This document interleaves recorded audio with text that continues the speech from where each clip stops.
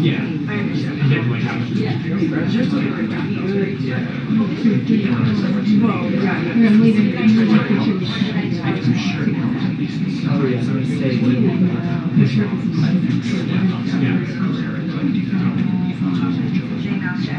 It's so cool because I've been writing about this place. I wonder.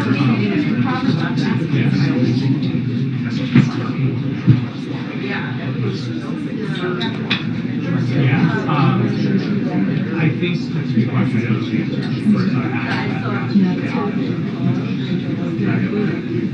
I think, yeah. It still is. I mean, those countries. Amazing. But she's going to get I see you work.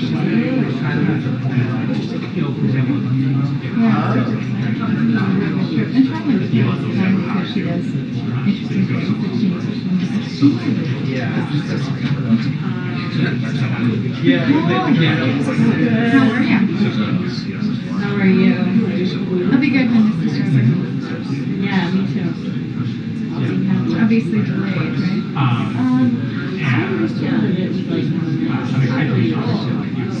Oh, really? Congrats. You really get your ass down there? Yeah, basically. So I ran and then I was like, they'll be back. Yeah. I'm like, oh, I have like fuzzies all over me. Hair lint. I had a white wool coat on and it's like most of the wool is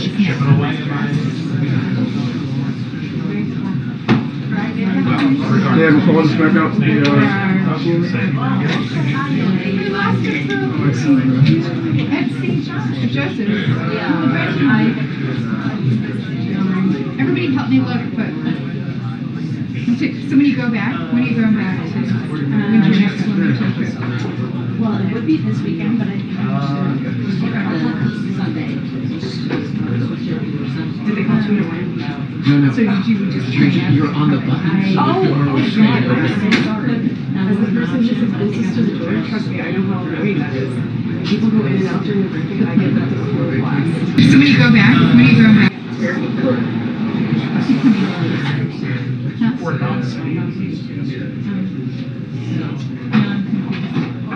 telling me something you should. No.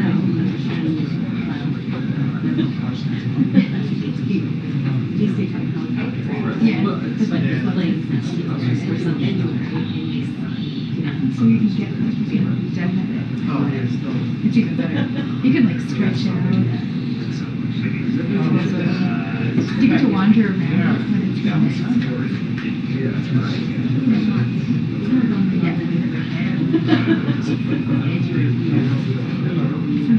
I would love to like just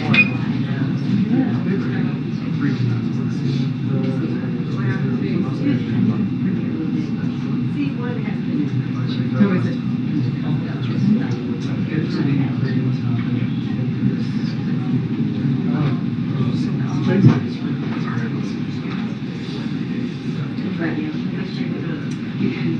I'm leaving on Sunday for Yellow's trip. So we have to do one commercial leg, which is get my friends away from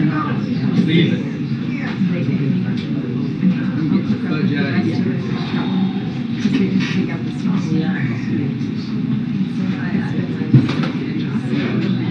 which press gets to go, right, which way. Luckily, the Bloomberg guy, Bloomberg will pay for business class travel, and so he volunteered to do the longest flight, which is from Joburg back. It was super nice. I think that would be a killer commercial flight.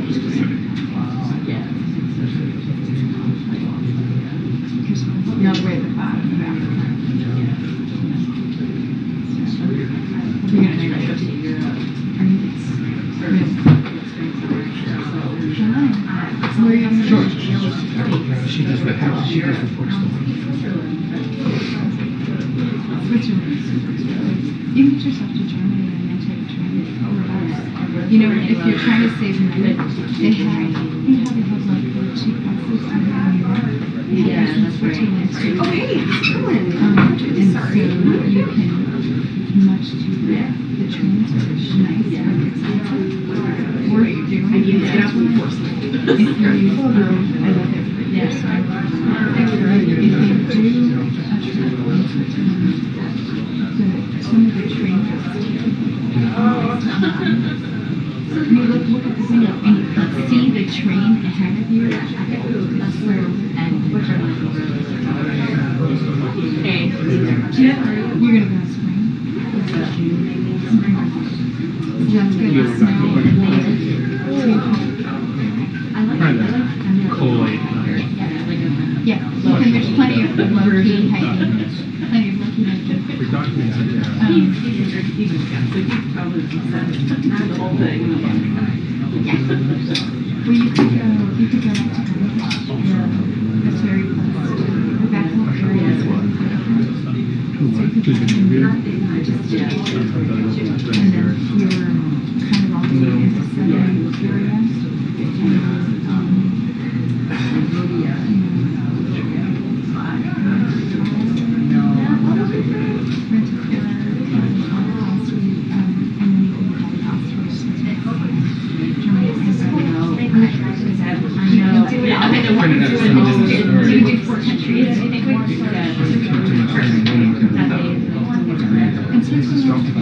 It's very nice. Sorry, Celia. Said I printed out some then stories. Oh, yeah, yeah. It was nice.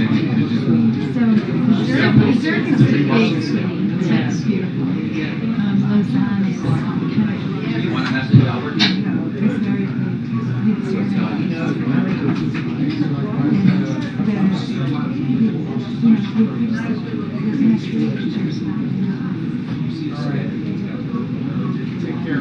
And then if you want to go across the Alps, you can go to you can do all that. Would you fly, so you fly, but would you fly back out? Fly out, like, if I do, you rent a car? If you rent a car, you Fly out, and then I can't. You remember your exiting your country. Oh, right.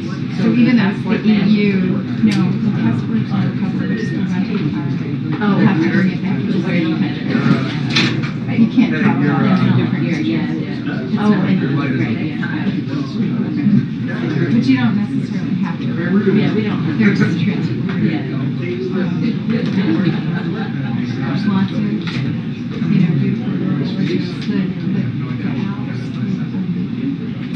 so all these little Victorian towns. Yeah. Basically, like you get the tides, Alps. Yeah. Oh, that whole area is amazing. The food is amazing.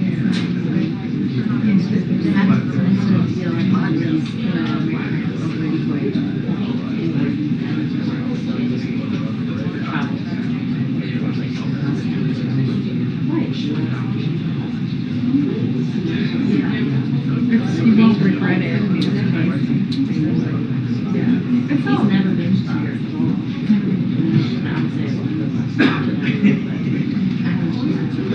How are you?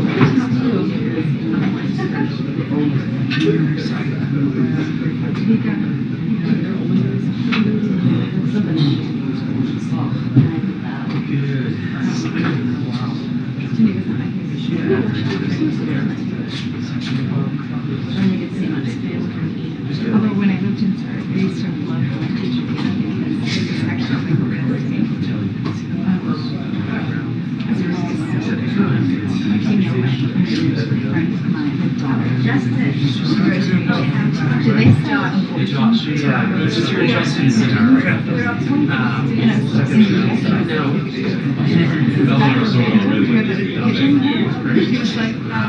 Yeah.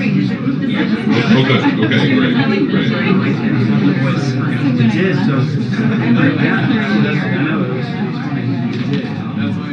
Good little range.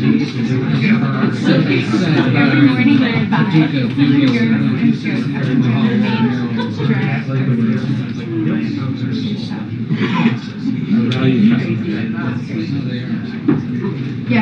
I was like, yeah, I needed to That's Too the clean one. or something. Too Playing it up, I'm like, oh, this is all crazy. Thank you. Yeah. I used to love it. Your friends would still got a release. You're on the front page. That's awesome. Like me. When I was a kid. Oh, yeah. It was just cool. But then I realized, oh yeah. Well, that sounds like amazing. I do. We were talking about It is a very Ireland. strange thing because you're never at the you're never on the front page. But you're on what of you different shaking where you're starting.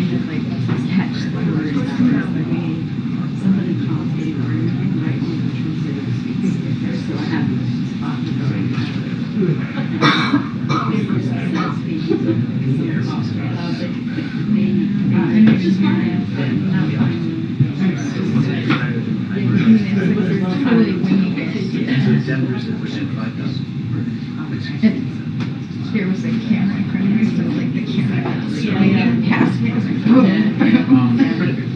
Yeah. They should have this sports. Who's the makeup artist? The way her we had to hold those under the rope line to get out of the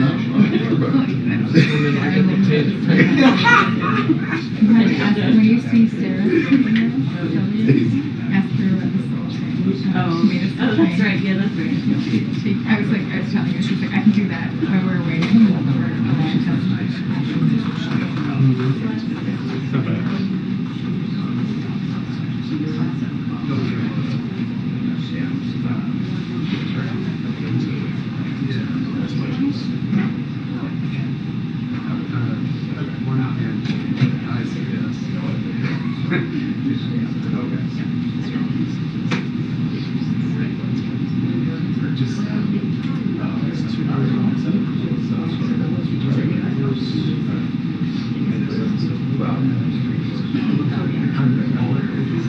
Just see the necessity of children.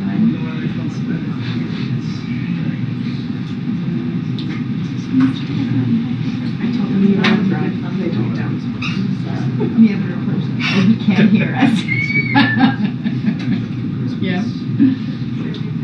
He just wasn't answering those questions.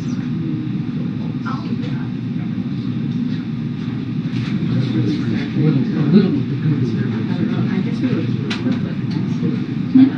You what? That was when he was waiting for her. She didn't. June 23rd.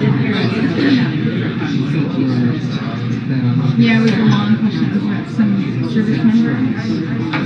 The first one was about why they should trust the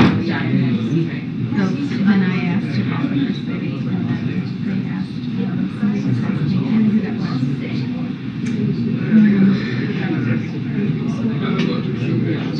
Thank you. That's not someone. Well, I didn't know. I don't know. Oh, really? Oh, thank you. I was like, we've seen each other. And I was using public. Attention, if you have left items on the south lawn and are not attending the briefing, please meet at the palm room doors. If you are not attending the briefing and left items on the south lawn, please move to the palm room doors to collect your items. Thank you.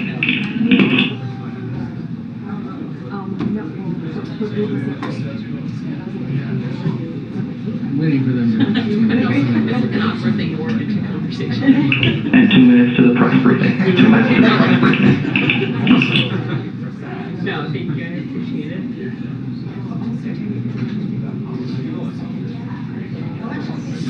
That's true. So I would have hopefully don't come off like that. No. No, I just need.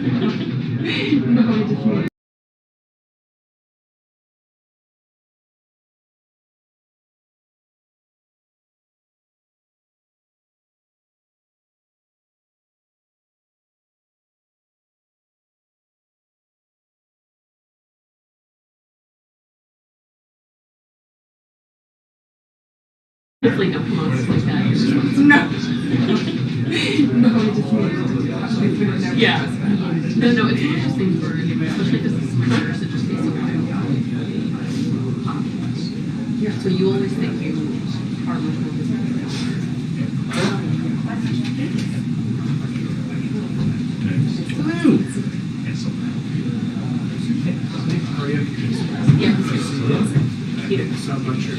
Hey, how are you?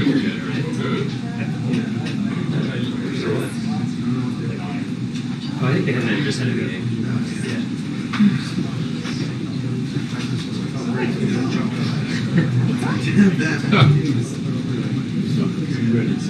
Some of us don't mean yourself. That's what I'm hearing. Just the word. It didn't happen right time. It's gonna have to be.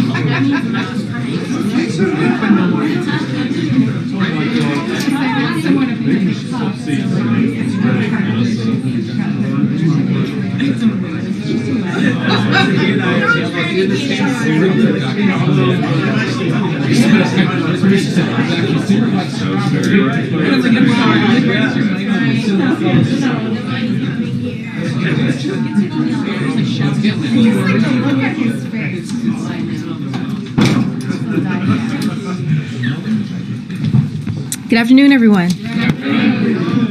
Happy Friday, and I got the date right today. The day right today. Friday the 13th. Oh, well, it's going to be a little crazy in here. Okay, as this week comes to a close, I want to take a moment to highlight the incredible progress the President has made for the American people in recent days, from expanding affordable health care to lowering costs and tackling inflation, to bringing manufacturing and jobs back to our shores. President Biden started the week at the North American Leaders Summit in Mexico City, where he spoke for 2-hour close cooperation with Mexico and Canada to address shared challenges that impact the American people. Challenges like combating climate change, COVID-19 pandemic, and transnational criminal organizations that are trafficking and smuggling people, as well as illicit drugs like fentanyl.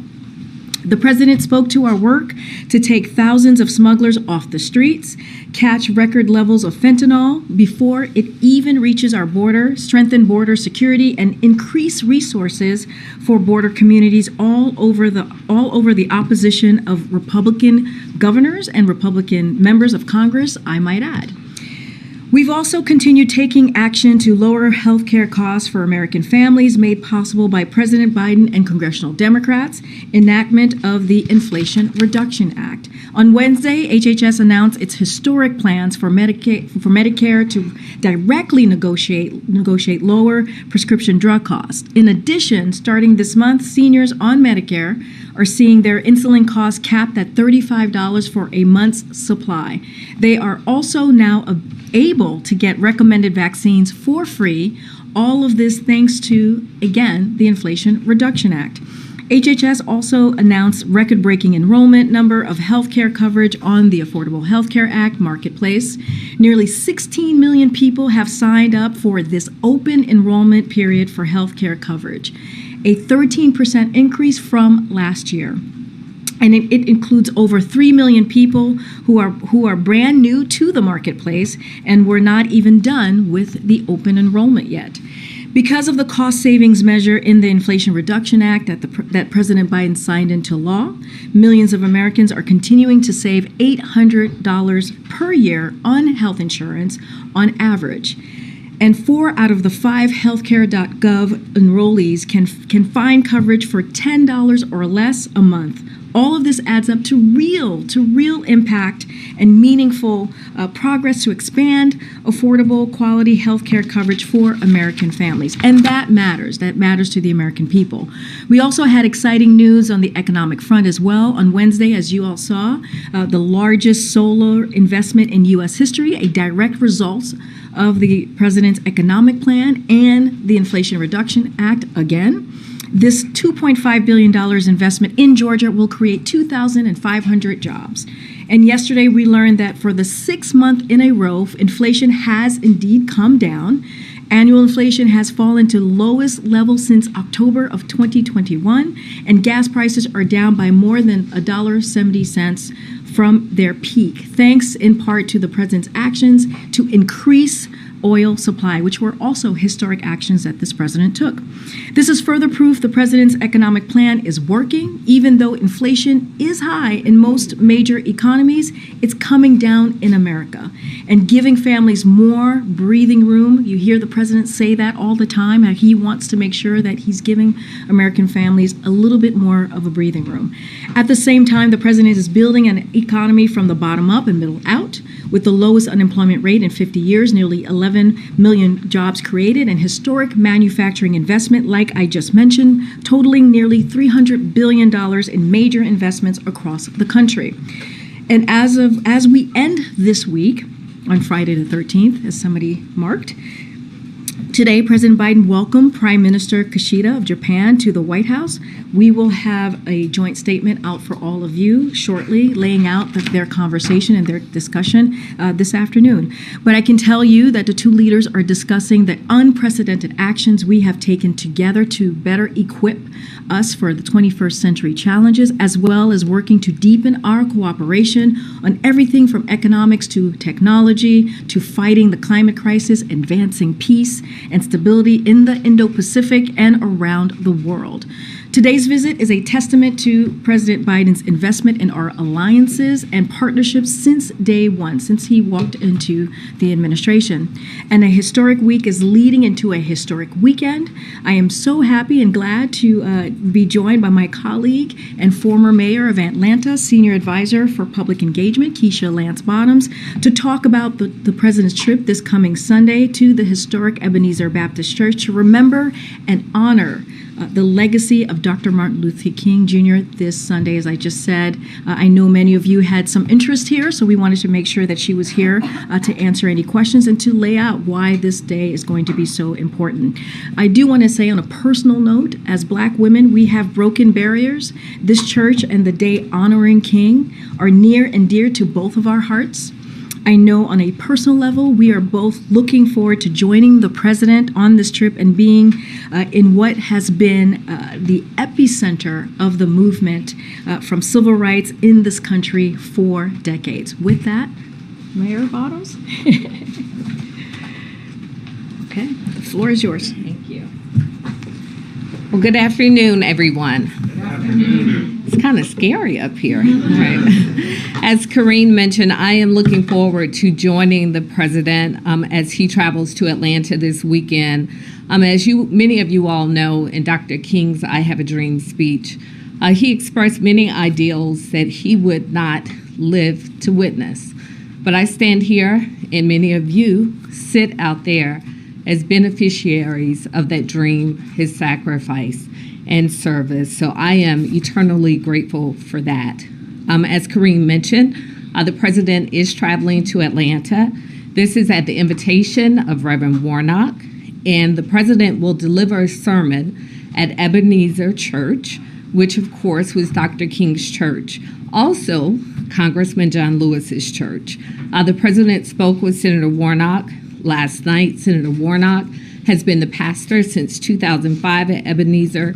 They had a wonderful conversation about the significance of this historic event, including the fact that the president is the first sitting president to speak at a Sunday service at Ebenezer in its history. This would have been Dr. King's 94th birthday. As we know, this is an inflection point in history, and the president will deliver remarks reflecting on Dr. King's life and legacy and the way that we can go forward together. Following his trip to Atlanta on Sunday, he will join Reverend Al Sharpton on Monday at the National Action Network, which Monday, of course, is the official celebration day of the King holiday. The president will deliver the keynote speech there. And then finally, before I take any questions, this is an important day. As a member of Delta Sigma Theta Sorority Incorporated, it's our Founders Day, our 110th Founders Day. So the president did a lovely video for the women of Delta. Also, our Secretary of HUD, Marcia Fudge, was also a former national president of Delta. So the president, the vice president are very grateful for all of the support of the women of Delta and the Divine Nine, and happy Founders Day. All right, we'll take a couple questions. Can I ask you if, as in your role in community outreach, whether the issue of the documents is a particular setback for the president at a moment when other things seem to be going pretty well, inflation's coming down, employment is solid? Like, are you finding that you're getting a lot of response from the public on that, and how do you play that issue? In my role as Senior Advisor for Public Engagement, we've not gotten any information on that in terms of from the public. We've not received any questions. And do you anticipate that that will have any bearing or is causing the president to think at all about, as he's making his decision about whether to run again, will this series of discoveries have any bearing on his thinking and his thought process as he decides whether to run? I'll refer those questions to the president. He can speak for himself on that. While the president's in Atlanta, what do you expect his message to be on voting rights in particular? And given that the situation in the Senate remains virtually unchanged when he spoke about this issue in Atlanta last year, is he considering any additional executive action on this issue? Well, the president's been very clear that we need Congress to act. He's asked for Congress to codify the John Lewis Voting Rights Act and also the additional Voting Rights Act that's pending before Congress. That's a Freedom to Vote Act. So the president has been very clear that voting, the right to vote, the access to vote is a core component of our democracy, and he's going to continue to push for that. Including on Sunday at the church? The president will speak on a number of issues at the church, including how important it is that we have access to our democracy. And you can't come to Atlanta and not acknowledge the role that the civil rights movement and Dr. King played and where we are in the history of our country. But we still have to push forward. We still have more work to do. And just one other thing, do you expect him to have any engagement with the King family while he's down there? We do expect that. I know on previous Sundays, previous King Day services, and many Sundays prior to the pandemic, Dr. King's sister in particular is often at the service. I don't know if she will be there this Sunday. And we also expect other members of the King family to be there as well. In regards to the voting rights, last time around this time when President Biden went to Atlanta, some of the civil rights groups and voting rights groups skipped the speech out of concern that the White House wasn't doing enough to push this issue. Aside from wanting Congress to do more, what is the message to those who feel the White House is not doing enough?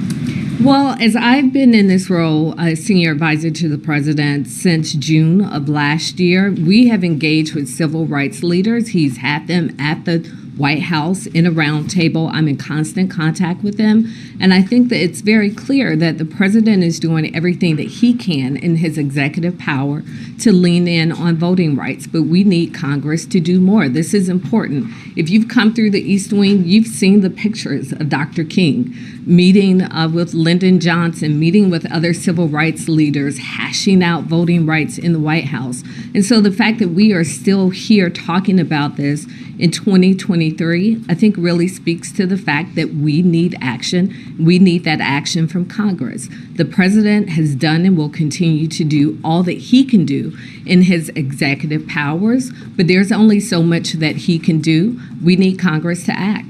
Is the feeling then that he has exhausted what he can do, his powers from the White House, his executive powers? Well, if there is more that he can do, we welcome those suggestions. But as I stand here today, it's my understanding that we have done all that we can do from the executive branch. Now we need Congress to act. Yes, thank you so much, Mayor Lyons, for being here. Really appreciate it. When you look at the economy, you saw the unemployment rate come down last month, and yet it went up for Black women, for Latinos. What is your reaction? How focused is this administration on trying to make sure that the recovery is equal, is helping African American women? Well, equity is at the center of what we do from this administration, and so that's extremely important. It's been said that when America catches a cold, then Black America catches the flu. Well, that's also in relation to the economy. We often know that communities of color and those communities that often face additional challenges have additional challenges with the economy. The great news is that the economy is doing much better under this administration. Also, the president is going to continue to lean in to make sure that we have access to resources that are specific to communities of color, that are specific to women, to give us those opportunities to be successful in this economy. Do you anticipate him addressing that in his remarks on Monday? I know that he will generally speak about where we are just in terms of helping those who are in need in our communities. I don't know if he will specifically address the economy, but as you all know, during Dr. King's last major campaign before his assassination, it was called the Poor People's Campaign. And what we know is that from this administration, many of the focus areas have been aligned with what Dr. King was focused on at the time of his assassination. That's making sure that we are creating this beloved community, free from hate, free from poverty, giving people access to resources so that they can have what they need to compete and succeed. Two more. Thank you. Thinking back to the 2020 campaign, part of the president's strategy at the time was going to visit these churches to engage some of the voters that he needed to turn out for him. In South Carolina, there was the 16th Street bombing anniversary that he spoke at in Alabama, and also on hand in Selma for Bloody Sunday. Is this speech at Ebenezer the start of a similar outreach campaign heading into 2024? I don't know that it's the start of it, but it could be a great start of it. I know that the president is very interested in connecting with people, hearing directly from people.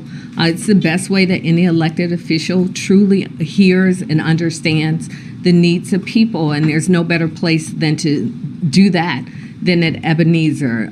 Reverend Warnock has not just been very vocal about the challenges and the issues that are facing people as a candidate, but also as a pastor. And Ebenezer is a cornerstone in the Atlanta community, and I'm sure the president will get an earful on what our needs and our desires are for our country when he's there. Can you provide any insight into the writing process for this speech? I know that oftentimes there's a lot of time paid attention to speeches like this. How long the president's been working on it for? We've been working on it for a couple of weeks just as a team, and of course with the president's input. And as with any major speech that the president is giving, he gives his input and the team takes it from there, and then he takes his pen and he says what he wants to say, and you'll hear that on Sunday. Okay, is it finished? Is it finished? No.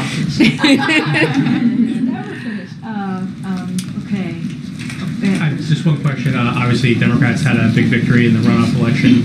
in Georgia.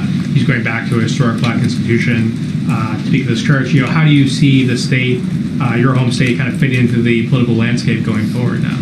Georgia's pretty important. I think I've always thought that. Now the rest of the country knows it.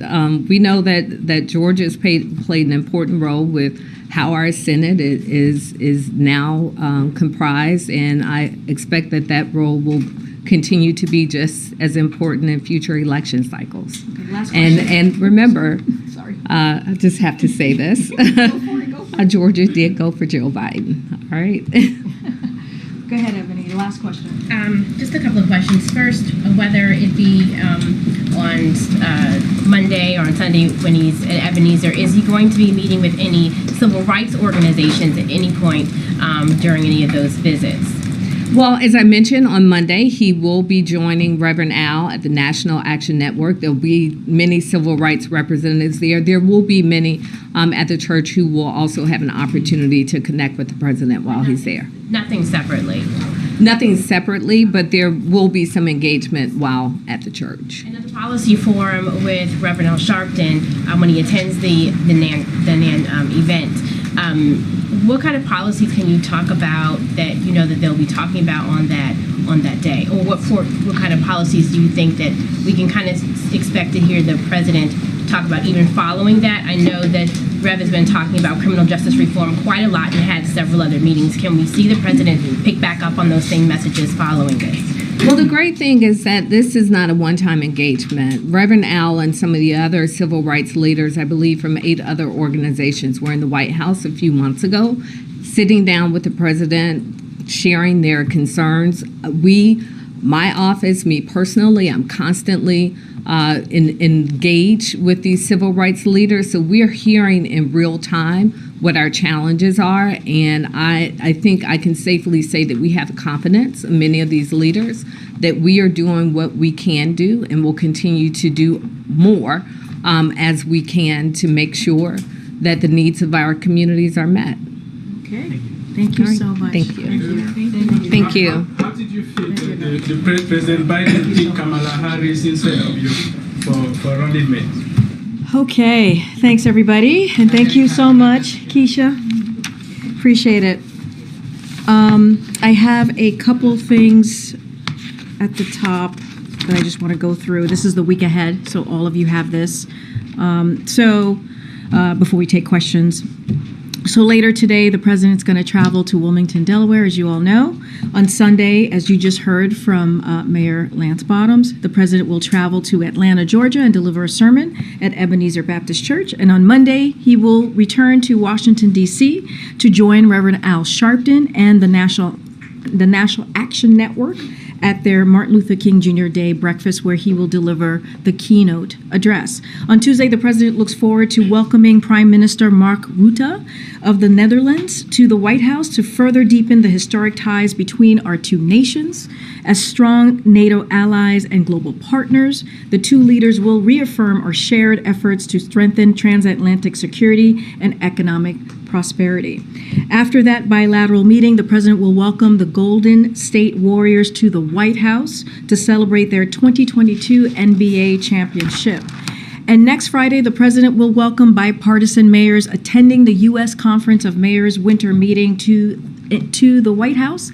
The president will deliver remarks celebrating the achievements of the past 18 months and focusing on the bipartisan work that needs to be done to implement these and other historic pieces of legislative victories at the local level to make a difference in people's lives across the country. With that, Chris, you want to kick us off? Sure. Question on a couple different topics. Speaker McCarthy has invited the president to deliver the State of the Union on February 7th.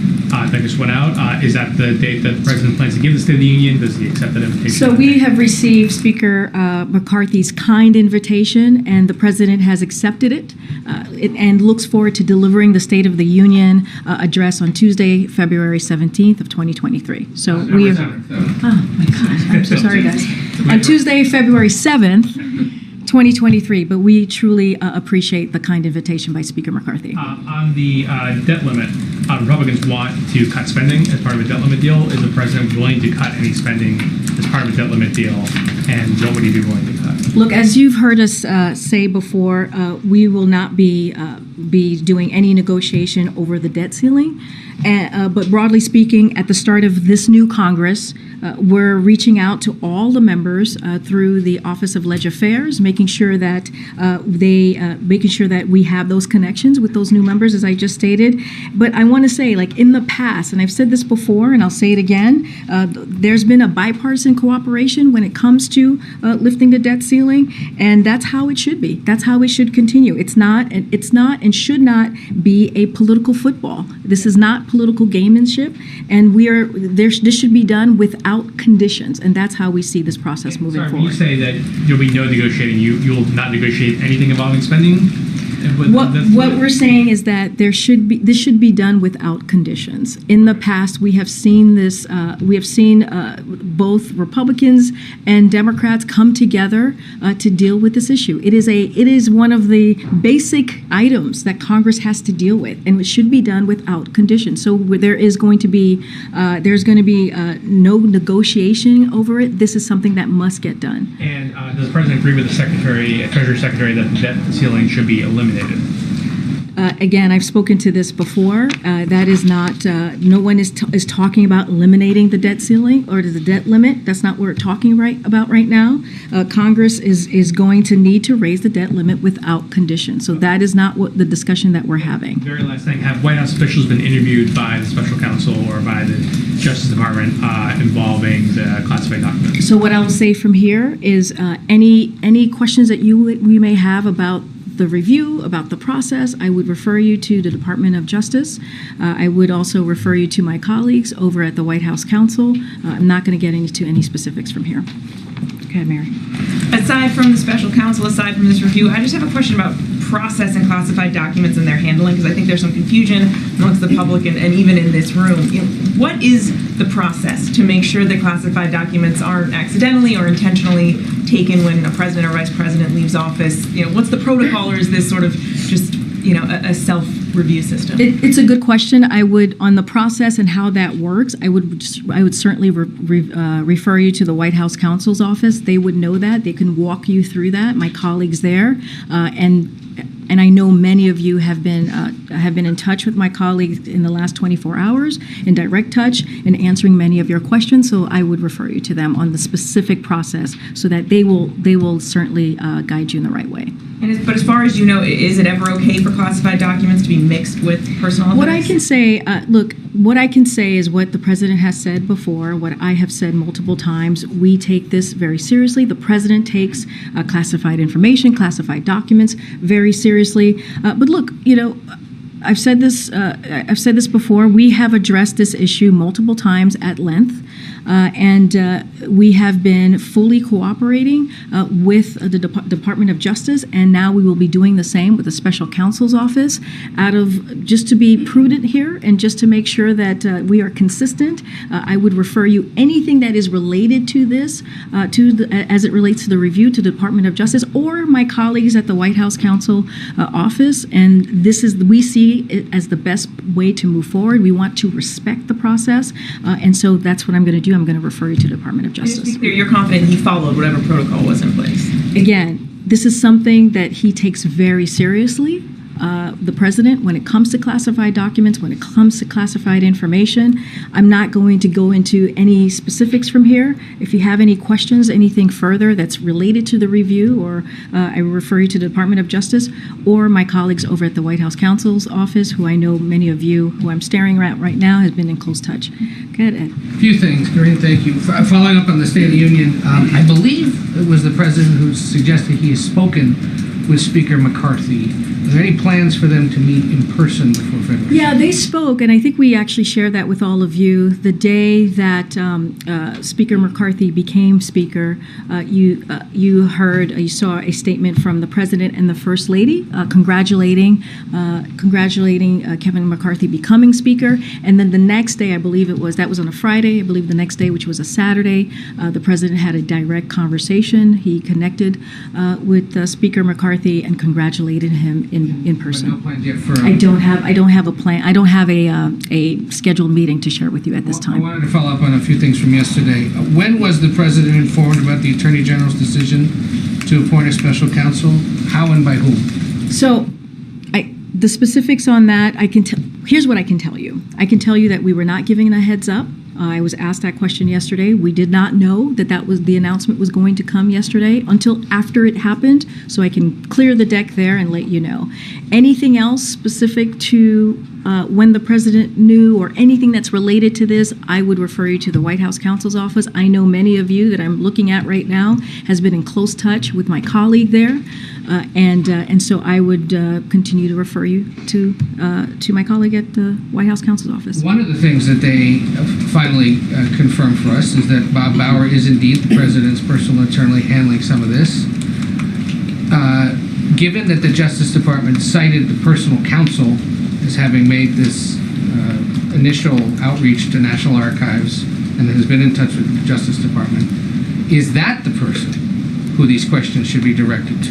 Why the White House counsel? I will say this again. Whatever the White House counsel, my colleague told you in your conversation, I know you guys just spoke or connected earlier today, I would ask them that question.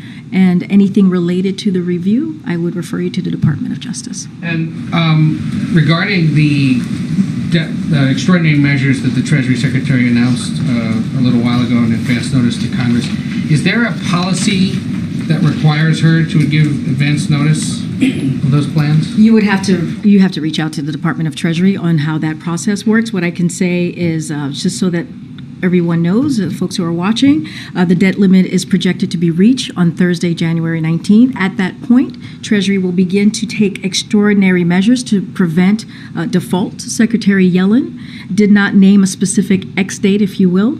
The day Treasury would no longer be able to pay the government's obligations. But quoting from the Secretary's letter, it's unlikely that cash and extraordinary measures will be exhausted before early June. But that does not mean that Congress should not wait until then to raise the debt ceiling, as we have been saying over and over again. The sooner Congress acts, the better, since even the prospect of not raising the debt ceiling will have damage the full faith and the credit of our nation. And again, we are going to continue to encourage Congress to act. But as far as the steps and how this all works, I would refer to the Department of Treasury. 6 days till the 19th. A few years ago, she did it about 10 days before. I understand. I would refer you to the Department of Treasury. There's nothing to it being announced today amid the situation that the White House is facing. I would refer you to the Department of Treasury. And just to be very clear here, Ed, I've been in here almost every day since we got back from Mexico City, standing here taking your questions at length, so that we're not avoiding anything here. And you've heard from the President at least twice, and we have put forth multiple statements from the White House counsel's office. So that suggestion I just disagree with. Go ahead, Kristen. Karine, thank you so much. Does the White House and does the President agree to fully cooperate with the special counsel investigation? We have said that we are going to continue to fully cooperate. We have been. The President's lawyers and team has been fully cooperating with the Department of Justice, and they're certainly going to do that with the special counsel. And so, by that reasoning, would the President agree to sit for an on-the-record, in-person interview? I'm not going to get into specifics or get ahead of what's going to happen. I'm not going to get into hypotheticals because that is a hypothetical. What I will say is we have addressed this multiple times at length, and we are going to continue. The President's team is going to continue to fully cooperate cooperate with the Department of Justice, and we respect that process, and that's what we're going to do. The president has said he hopes to speak about this soon. When can people expect to hear from him? Don't have, again, that is something that I don't have a magic wand here. I don't know when that's going to happen. What I can say is his team is going to fully cooperate with the Department of Justice. Let's not forget, the president said during the campaign that when it comes to the Department of Justice independence, he respects that. And that is something that he had said was incredibly important to make sure that they had their independence. That's why we say we're going to make sure that they have their independence, and that's why I'm saying that we're going to refer to Department of Justice. And let me just ask you a big picture question here. Does the White House, broadly speaking, have an obligation to share not just with the National Archives, but with the American people when the existence of classified information is found in a private location? Again, there is a process in this. But just big picture, not necessarily in this instance, but is it the policy of the White House that they should share that information not just with the National Archives, but with the Americans? So I'll say this, Kristen. We have been transparent in the last couple of days. Remember, there's an ongoing process, and we have spoken when it is appropriate. And we have shared, again, I've been here almost every day, not every day, but from Wednesday, yesterday, and today, taking your questions on this. The White House counsel has put out a very extensive multiple statements on this as well. And you all, I know you all have been talking, many of you here have been talking to my colleague in the White House counsel. So what the actions that we took were right actions that his team took in dealing with the Department of Justice and also the archives. Look, I have. You guys have answered questions when the press has broken in the news. Because it's an ongoing process. Because, again, it is an ongoing process. There is a process here. The Department of Justice is independent. We respect that process. But again, I have taken questions. I can take two questions through 100 questions. I have answered your questions as almost every day on this issue. And again, anything else that you may have, anything that's related to the review, I would refer you to the Department of Justice. Last question, because I know you've got to move on here. But the president campaigned on the argument that he would restore confidence. We know that he's in the process of deciding whether to officially announce he's running for re-election. Does this episode undercut that argument that he would restore confidence? Because here we have in the headlines that he is now under investigation. He's restored independence in the Department of Justice. That's what we're doing here. When we're saying we're going to refer you to the Department of Justice, that is restoring independence as it relates to issues like this. And that is important to the president. And it's been consistent. What I am saying about investigations has been consistent for the last 2 years. You've heard me over and over. Again, when it comes to a legal issue or a matter like this, we have always referred to the Department of Justice. So there's nothing here different here. We have said we wanted to restore the independence of the Department of Justice. That is what you're seeing. And again, this has been done in a transparent way when it relates to how this was dealt with the Department of Justice and the archives. The president takes this very, very seriously. Any other questions that you may have about this particular issue, about the review, I would refer you to the Department of Justice.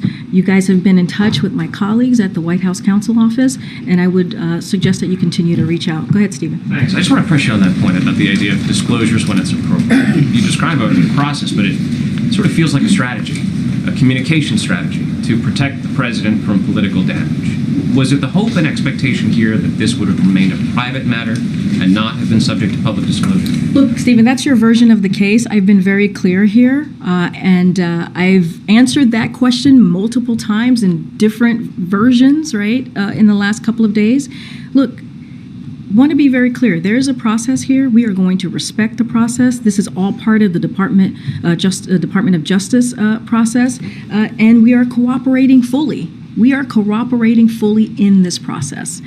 And again, the president believes that the Justice Department and its independence needed to be restored. That's what you have seen under this administration the last 2 years. And I want to be consistent in what I'm saying. I want to be prudent in what I'm saying when I say that we are going to defer any questions related to this to the Department of Justice and any other items that you have. If you don't want to talk to the Department of Justice, you're free to talk to the White House Counsel Office. I know you guys have been in touch with my colleagues there. We have done both. But let me just ask you, because oftentimes in the careers of White House press secretaries, there comes a time where they are asked, what they knew and when they knew it. Were you or any member of your staff involved in the crafting of a strategy as to when this disclosure should be made in advance of CBS News breaking the story on Monday evening? No. Go ahead. Oh, did you have a question? Driving down the ends a bit of it. A couple of eco questions for you. Do you have a position on how high the debt limit should be raised? I don't have a position on that. What I can say more broadly, what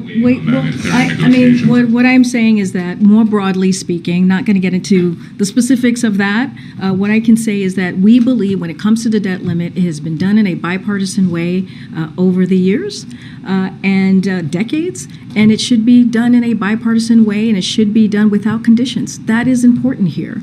And so we're going to continue to encourage and ask Congress to take action, and that's where we're going to leave it at this time. We're not going to do any negotiations, and it should be again done without conditions.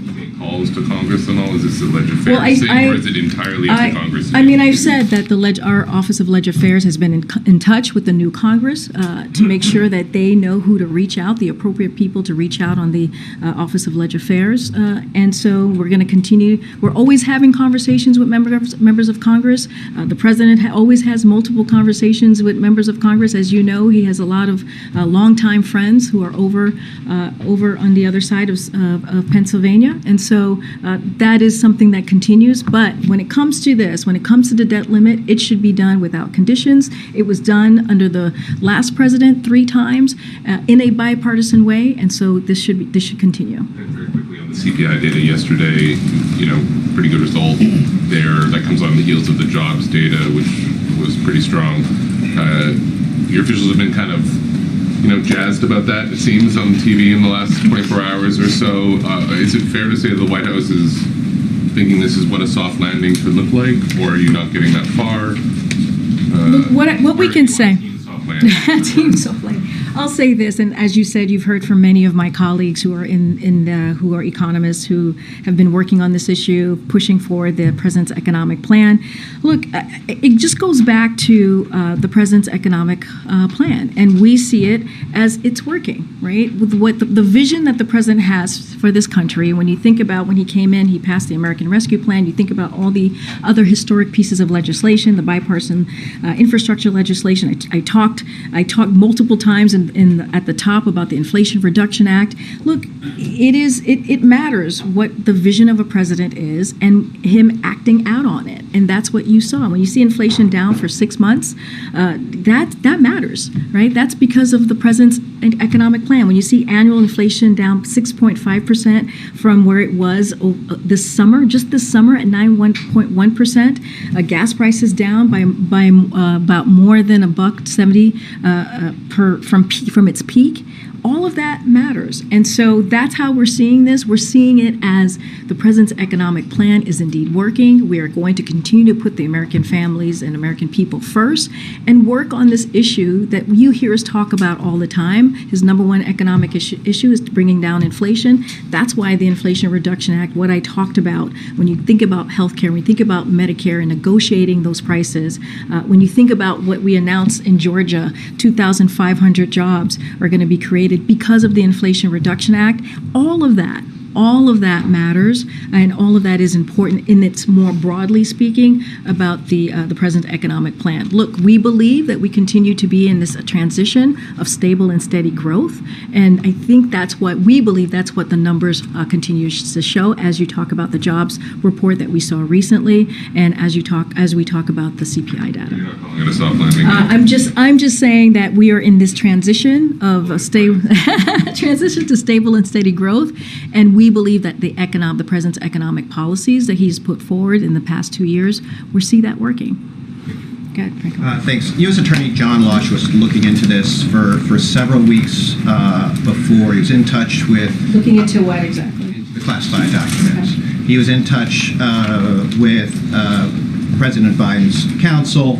I wanted to know, was President Biden, was the White House surprised that along with Merrick Garland that they decided that more investigation was needed and a special counsel was appointed? What I can tell you is that we were not given a heads up that Attorney General Garland was going to made his announcement yesterday on the special counsel. That is something that we learned, like many of you, watching the news. I'm not going to get into anything further from that. I can't speak to this person who you just mentioned, who has been, I don't know, having conversations or making comments about this. I'm just not going to get into that. I'm not going to give reactions from here. What I can tell you is that, again, I'm going to refer you to the White House counsel and office to talk to my colleagues on any particular questions that you may have that's related to this process. And if it's something that you want to know specifically about the review, I will refer you to the Department of Justice. When President Biden did say, God willing, he hoped to be able to say more soon, I mean, it seemed like he was thinking that the investigation would end soon. I mean, was he surprised? I'm just not going to go beyond what the president said. I will say this is that we are going to continue to fully cooperate. As I've said, we have talked about this at length. We've had multiple statements on this, and again, we want to be prudent here. I'm going to be consistent here. Any questions that you may have about this process, I would refer you to the White House counsel. Another topic. I wanted to ask about the administration's appeal of the Sutherland Springs mass shooting case. Does it concern the administration that some gun control advocates are concerned or worried about the appeal by the DOJ, and that appeal undercuts Biden's own stance on background checks, and actually also that the NRA is essentially applauding the DOJ's move? So look, when it comes to issues like this, legal issues, that is something that the Department of Justice deals with. Again, they are independent. So I would refer you to them on their decision. The president continues to be committed on making sure that we address an issue that is affecting families across the country, communities across the country, which is gun violence. That's why it was so critical when he signed the bipartisan piece of legislation on gun violence just a couple of months ago, this past summer. And he's going to continue to call for the ban of assault weapons, working with Congress to make that happen. And let's not forget, the first year and a half of this administration, we put forward more executive actions than any other president on dealing with this issue, on dealing with protecting our communities, protecting families, dealing with gun violence, and that is that call that he has, especially the call to action from Congress, is going to continue, and it's not going to stop. I'm going to go to the back. Go ahead. I have two questions on the meeting with the Prime Minister, but just briefly on the documents. We have seen online propaganda from adversaries seeking to take advantage from this revelation. I'm sorry, can you go back a little bit? Who's seeking to take advantage? We have seen online propaganda from adversaries seeking to take advantage of the revelation of the classified documents. I wonder if you can share with us whether the administration is anticipating any kind of national security implications from this fallout. Are you hearing any kind of intelligence, and are you doing anything to deter those threats? Again, I'm just not going to talk about any intelligence from here. I would certainly, anything that's related to this, I would refer you to the Department of Justice and also refer you to my colleagues at the White House Counsel. I'm just not going to go into anything, especially national security affairs, and so I would refer you to them. I'd probably follow up with your National Security Council first. Okay, That'd be great. On the meeting, I know we're waiting for a readout, but if you can tell us whether the leaders spoke about semiconductors and whether Japan confirmed that it will enact export controls to limit Chinese access to semiconductors, and whether the Prime Minister again urged President Biden, as he has done so many times, if he would be open to joining CPTPP. So on CPTPP, this is not an option we're exploring. I think we've said that before. We're focused on the IPEF, as you know, the Indo-Pacific Economic Framework,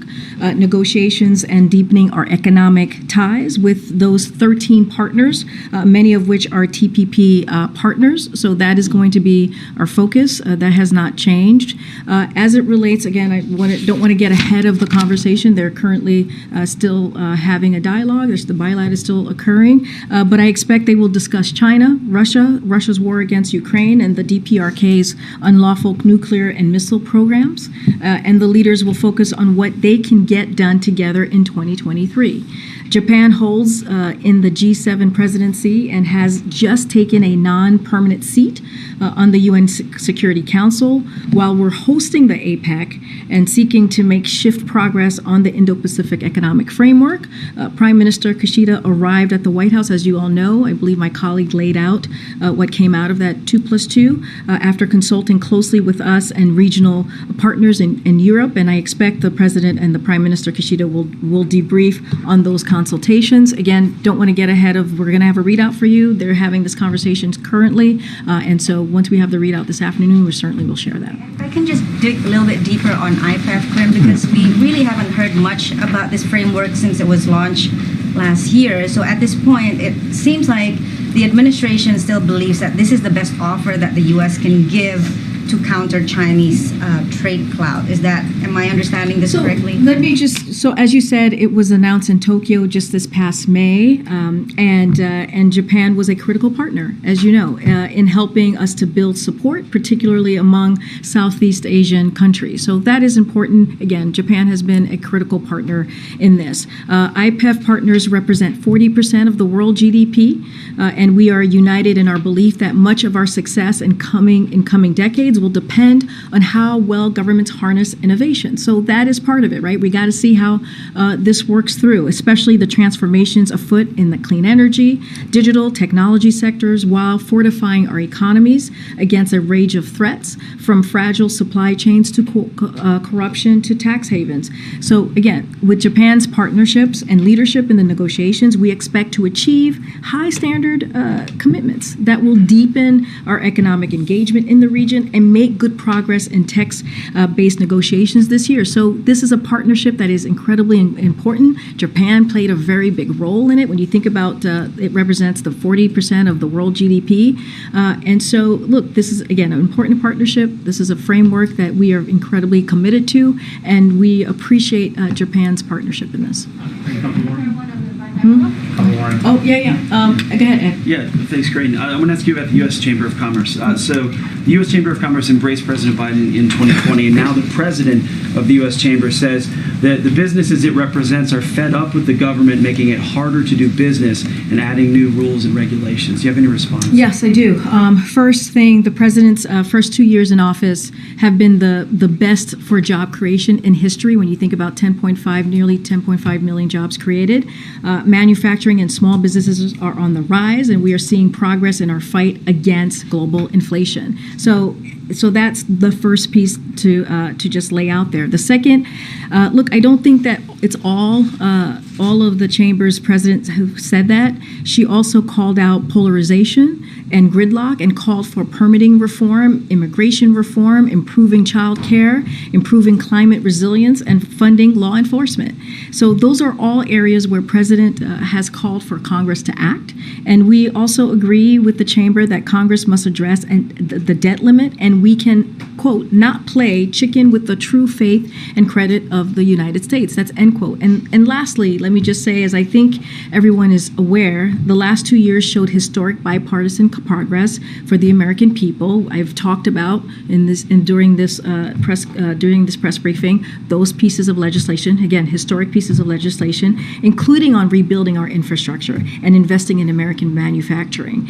So the president's plans on infrastructure, next generation research, clean energy, and and manufacturing are strongly supported by business community.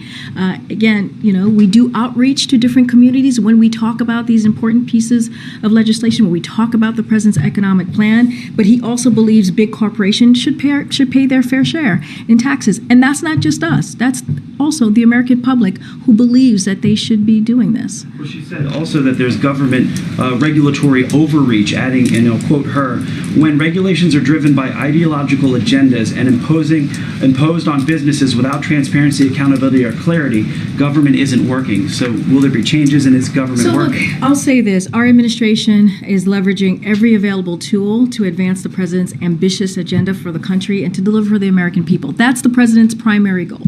When he came into the administration, and it continues to be the case, he wanted to make sure that he's delivering for the American people, delivering for American families, making sure that we're building an economy from the bottom up, middle out, and that's what you are seeing. I was just asked about the inflation data, the CPI data, and the jobs report. We are seeing, while there's still more work to do, we are seeing the president's economic policy is actually working. Okay. Go ahead, Alex, in the back. Yeah, Queen, earlier this week we discussed the situation in Florida with, I think, about 350 Cuban migrants landing at Dry Tortuga and Key West. I believe you said it was a political ploy on the part of Governor DeSantis to deploy the National Guard. His office has said that the Coast Guard requested help patrolling the waters off Florida. So can you just kind of discuss your understanding of the situation in Florida and how that understanding has developed in the last several days? And I'm happy to repeat what I said, which is Governor DeSantis has made a mockery of the system, and he has consistently and constantly, as many of you have reported, has done political stunts, has not helped to address the issue, but has instead decided to put the lives of migrants who are coming here for a better life at risk, and that's what we have seen from this governor. Look, when it comes to the Coast Guard and Customs and Border Protection, they are deploying additional personnel and resources to Florida to quickly process individuals and place them in removal proceedings. I would note that the migrants from Cuba who arrived in Florida over a week ago were processed and moved out of the state by Border Patrol within days. At the national park that you mentioned, it reopened just this past Sunday. The president has expanded safe, orderly, legal pathways for migration, including for Cubans, and we continue to urge individuals to use those instead of risking their lives at the hands of human strugglers. And you heard that directly from this president just a couple of days ago on the world stage in Mexico City. I'm going to try and call folks I haven't. Go ahead, Karen. Folks I haven't called on. I called on you early. Go ahead, Karen. You've several times today referred people to the White House counsel for questions about the process and the review. Would you bring Richard Sauber here or someone from his team to answer these questions in the briefing room in a formal capacity? So look, the White House counsel's office has provided information on this this week as appropriate. Again, I think I just said this. I've said this multiple times during this briefing that I know in the last 24 hours, my colleagues at the White House Counsel White House Counsel's office has been in touch with many of you and has answered a lot of your questions. And so that will continue. You reach out to them, and they will certainly engage. And so I'm going to leave it there. But again, anything that is related to this review, I would send you to Department of Justice. Again, if there is something specific to this that you want from us, I would refer you to the White House Counsel office. And is the White House concerned that this investigation is going to overshadow what you are trying to do right now, what your message is right now? Look, our message is very clear, and it will continue to be just that. And you've seen it. That's why when I started the briefing, I laid out all of the kind of progress that we have made just this week alone. When you think about the Inflation Reduction Act, when you think about how it's going to lower costs for American families, when you think about the bipartisan infrastructure legislation, just recently, as some of you were there in Kentucky, where you saw bipartisanship talking about a bridge that has, for decades, presidents have talked about fixing that bridge. And this president, because of the bipartisanship that he was able to bring together, got that done. And so, look, we're not going to stop talking about how we're going to deliver for the American people. I actually think, and we actually believe, there are people who are watching, the American people who are watching want to hear that. They want to hear what I just laid out at the beginning of the briefing. They want to know how this president, how this administration, how the federal government is delivering for them. So we're going to continue to have those conversations. You're going to continue to hear from me speaking about that. You heard from the president yesterday talking about the CPI data and how important it was to see inflation go down in six months, and how we're seeing record low unemployment in 50 years. That is conversation, and that work is going to continue. Thanks, everybody. Have a great weekend. Are you still the best person to be press secretary?